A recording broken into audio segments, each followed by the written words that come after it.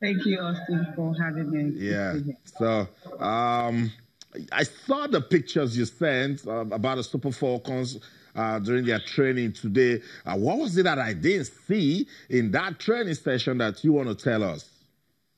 Okay, first Ikede Michael, she didn't train with the team because if you check the game against Zambia, she actually had a concussion. So for precautionary measures, she was not part of the training squad. She's the only one who was left out. But we don't know if she's going to play tomorrow. But we'll leave that to the coach to see. But all other players were there. I mean, a whole lot of drills were being done. We were just allowed to see the first 15 minutes of the training session because they wanted to have a closed door after that to perfect their tactics and strategies for the game against Equatorial Guinea tomorrow. Awesome. But the good thing is all the coaches and the players were definitely in high spirit because after the game against Zambia, some of them were not really happy because of the missed chances that they had. And that's what the coach said. He must correct before the game against Equatorial Guinea. Very, very important. Let's bring it down to specifics now. Talk to me about Asisat Oshoala. How did she take that game against Zambia? And do you think she'll be under any form of pressure tomorrow against Equatorial Guinea? Absolutely. Even the coach had to say that. The reason why he's not really talking about Asisat Oshoala is simply because he wants to take the pressure off her. In the sense that he says players usually have their bad days. For Asisat, I met her at the hotel yesterday, and of course even today. I mean, she's looking all cheer up. At first, she wasn't happy after the game because she just didn't want to talk to the press. But after talking with her for a while, I discovered that she has actually overcome it. She just says, well, it's one of those things and all that. She will try as much as possible to remove the anxiety because she's anxious to really prove that she's still one of the best. So she's going to remove that anxiety and just focus on her game. And if you check, the fact that she wasn't scoring, she made an assist. And also if you check the way the team played together in the second half against Zambia, they all played for each other. There was even a time that Rashidat Ajibade, had a chance to score, but she squared it up to Asisat Oshoala because she was the same one who had given her the pass that made her to score her debut goal for the Women's Africa Cup of Nations. But overall, she's looking cheerful, and I just hope and pray for her sake and the sake of Nigerians that are criticizing her. I listened to Fred Okoligwe talking about her and all that, but then if you watch their game closely and the way they are in camp, these girls play for each other. Sometimes it's just not your day. We've seen proven strikers making mistakes, not converting chances and all that. The chances she missed on that about 6 or 7. Because you know that those are some of the chances she can easily Pretty tough, Cecilia. For Nigeria, Equatorial Guinea. Remember, with women's football, when they hear Nigeria, the rivalry comes alive. Equatorial Guinea, they are out of contention. But do you think they pose any threat to the Super Falcons tomorrow? I think so, because the coach said something that they want to go out on a high.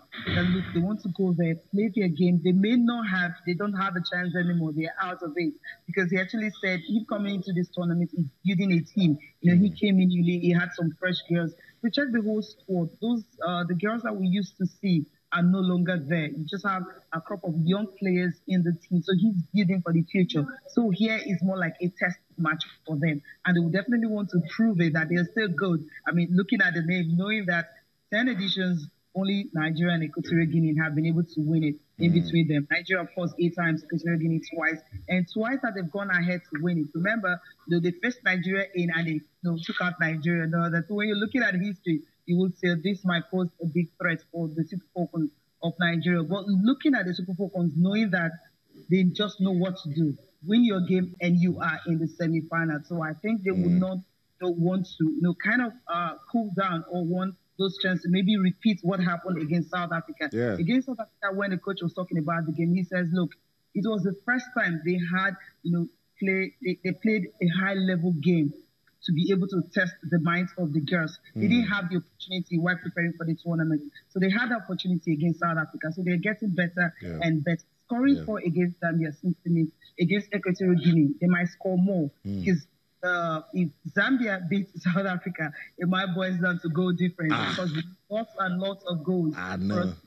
semi-final. I know. That's why they must come out with everything that they have. Cecilia, let's talk about the competition generally. You were in Cameroon 2 years ago for the last outcome that the Super Falcons won. Ghana, the host, they've crashed out of the competition. Cecilia, is women's football in Africa getting competitive? Absolutely, it is. I mean, it's a shocker to everyone, even the host nation here in Cape Coast. Although Ghana are playing in Accra, that's where they crashed out to Cameroon and all. They needed the victory. Most of the fans here were supposed to, because here in Cape Coast this evening, it was the game between Mali and Algeria. But most people were actually at the media center watching the game between Cameroon and Ghana. And they actually tagged it a civil war. By the end of the day, the Cameroonians equalized, and of course, it ended in a draw. And they're out of it, so it tells you that it's free. Just check the group stage. What happened? Mali got 6 points, beating Ghana, and of course, beating Algeria. Algeria scored 2 goals. I mean, 3-2. That was a thriller. Who could have thought that Algeria, a team not known for women football, can come to it and even get points out of it? It's difficult. And now you're looking at Cameroon. Cameroon could have had, on a very good day, Cameroon could have just strolled through the group stage, but they couldn't. So 7 points they got. Mali got 6. South Africa already has 6 in the bag. So just look at these countries and see how they're coming up. Zambia already have 3 points, and Nigeria is just fighting to see if they can win their last group game to get the ticket to semi-final. We've not had it. I think it's a tournament of surprises for everyone. Wow, I love it. Before I let you go, tell me what are the words on the street in Ghana? You're in Cape Coast. The Ghanaians, are they saying Nigeria can retain this title? Are they coming out to support Nigeria? That's what they will do, because they said they are afraid that fans may not want to come to the stadium. Or if Nigeria gets to the finals, fans will definitely want to come to the stadium. So we're also praying that Nigeria gets to the finals, so that we'll have people coming into the stadium. And if you check the support, what CAF did here was, if you check, well, most supporters that we saw at the stadium, University of Cape Coast students, Ghana University students, all of them came to the stadium to support women football. Nice. I mean, I was surprised when I saw that. So just imagine having Nigeria get into the final. I mean, it's going to be awesome. I think, although we can't compare with Cameroon, I think so far, from what we've seen, it's just early days. But I think what we've seen, Cameroon, when we get to the final, they will know. They did something really remarkable here. They've been wonderful. So hopefully, we'll see what's going to happen in the final. But not having the host nation in the final, it's not going to look good at all. I know women's football getting competitive. Cecilia, what else do you want to tell us before we let you go?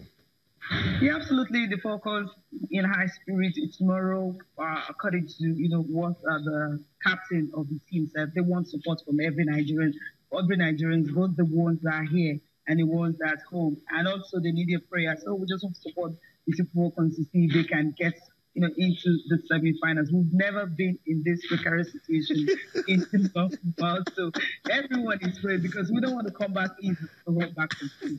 No, we just said you there. We don't want you back yet. Cecilia, make a prediction. Make a prediction. You saw the team train. You've spoken to them. Tell me. Give me a scoreline.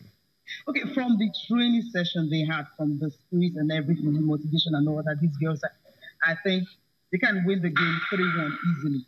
3-1. Easily, yeah, 3-1. It could be more, or 3-1. All right, that's you being modest. Thank you so much.